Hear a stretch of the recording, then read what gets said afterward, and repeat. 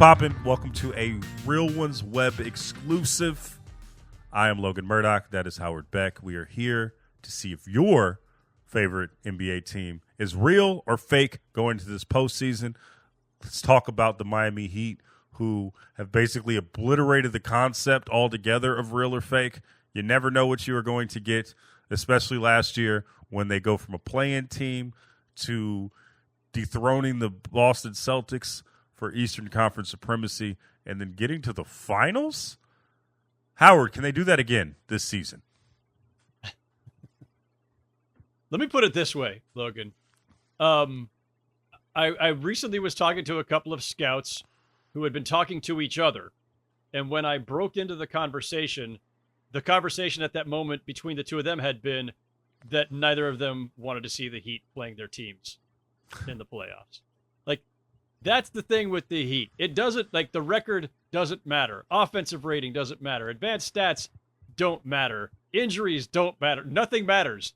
They're Freddy Krueger. They're Jason Voorhees. They're unkillable, and everybody fears them because they are them. So, yeah, I don't know what our expectations should reasonably be after another wonky season and a banged-up season and, in a lot of ways, a lackluster season. But they're the team nobody wants to face. There's, like, really no question about that. And on the one hand, you know, like, Tyler Hero's not healthy right now. Again, as we have this conversation, he last played on February 23rd. He's had a foot injury that's kept him out. But they picked up, you know, Terry Rozier at midseason, and he's really given them some nice pop and another offensive generator next to Jimmy Butler. So I look at this team. I don't look at this team as some play-in team, lower seed. I look at this team as the team that made the NBA Finals last June, and you better view them that way if you're facing them in the playoff. What about Jimmy Butler puts the fear of God in the opponent? Because when you talk about the Miami Heat in this moment and why no one wants to face him, a lot of that has to do with Jimmy Butler and his leadership, his play, and the fact that he can get a shot off and he's not scared of anyone. He can get a shot off whenever he wants to down the stretch. What is the thing this season that scares everyone when he hasn't been great? He hasn't been somebody that has popped off the charts. What is something that is giving the rest of the league pause even after all these years? It's because even while Jimmy denies it, playoff Jimmy exists. You know, he does kind of lay in the weeds a little bit in the regular season. He does kind of pace himself, and yeah, sometimes it's because he's also banged up. But he knows how to bring it when it's winning time, and we've seen it over and over. So once a guy's done that enough times to see that he can somehow like, this is the funny thing, Logan. We could say, oh, it's because he's fearless and he's tough, and all those things are true. But like, most guys don't raise their shooting percentages by like 10 points in the postseason, and he'll do that. They don't, jump from like 20, 22 points a game to like 35, but he'll do that. They don't raise every single category in the box score, but he does it, and that tells you something about the way he's able to lock in, and also the talent level that's there. Like, he's not looking to win scoring titles in the regular season. He's not looking to light it up every night. He just wants to be ready for the postseason, and then he's going to give it to you. And he also plays his ass off on defense, and that's part of the character of this Heat team as well. So that's the thing. You know that whatever else you've seen from Jimmy Butler for the previous 4 or 5 months, you're going to get a guy who looks like an absolute superstar when it's the postseason. So, and then everybody else just, gets lifted by that, right? Like, he's the tide that rises or lifts all boats in that locker room.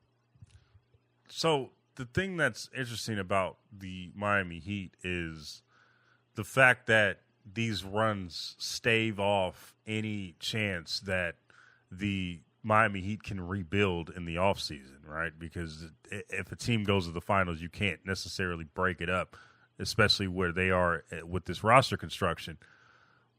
But if they lose early, which is on paper is what they should do, and I emphasis on should over the last couple of seasons, what does Pat Riley and co do? Because Jimmy Butler is 34 years old.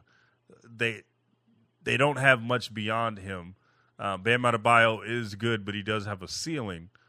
What can Pat Riley do to improve this roster? Because he's not going to break it down to the studs and admit defeat and tank. He's not like the rest of the league. What does the front office do if the team actually lives up to expectations and bows out early, either in the play-in or the early rounds? It's hard to believe it's already been 5 years, Logan, since they got Jimmy Butler, which nobody saw coming that year. They've made 3 Eastern Conference Finals in the first 4 seasons with him and 2 finals. Like, that's not nothing.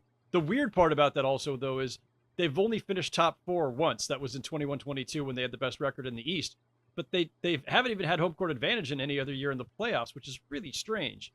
And Jimmy Butler's turning 35 in September with a lot of hard miles on him. So there is speculation around the league. Like, this is a discussion. And I heard some of this, especially back at the trade deadline. Not that they were going to move Jimmy then, but there's discussion about in the offseason, would the Heat kind of pivot? I don't necessarily see that happening, Logan. I do think wherever this postseason goes for them, they're going to be right back in the mix for any star that becomes available, whether that's, I don't think Karl Anthony Towns is necessarily the fit next to Adebayo, but maybe. But whether it's Towns or whether it's Donovan Mitchell or, who knows, another run at Damian Lillard if things crash and burn in Milwaukee, like, they will be in all of those conversations if those conversations are to be had. I don't know, again, like, they don't have a full cupboard. They don't have the stockpile of draft picks that the Nets have or the Thunder or the Knicks, but it's the Heat. It's Pat Riley. Like, there's always something else up their sleeve. Who do you think that the Miami Heat want in the upper echelon of the Eastern Conference? Like, if it's a first-round series, who do you think that they can really put mind control over? Because I'm looking at the Eastern Conference standings, and no matter what, whatever the team that the Heat face, either as an 8th seed or a 7th seed, they have mind control over them. They have mind control over the Celtics. They have mind control over the Bucks. If they do end up playing the Cavs, they can win. What are the team? If you're in the Miami Heat, I'm giving you a jersey. I'm giving you a league minimum deal. Who do you want to face in the first round if you're the Miami Heat? Because I think that they could make a real splash, especially if they play one of the Milwaukees or the Clevelands. If they get one of those guys, I think I'm choosing the Miami Heat. And then if they get past the first round, anything is on the table. I mean, we know this. They believe they can beat all of them. Like, the Heat have no question in their mind that they can beat them all. I don't think they can beat the Celtics. But the Bucks, I mean, they've already, been there, done that, and that team is clearly spooked by them.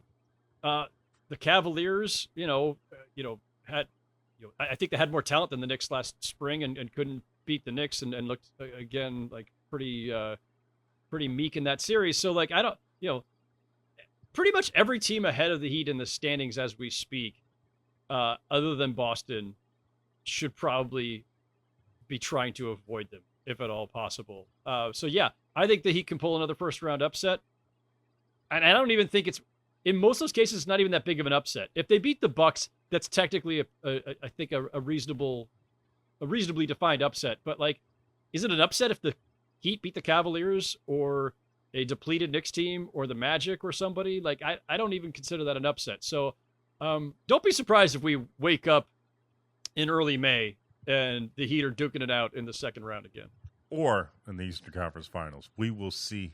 I think we just hedged our final segment, but we're going to go at it nonetheless. Howard, are the Heat real or are they fake?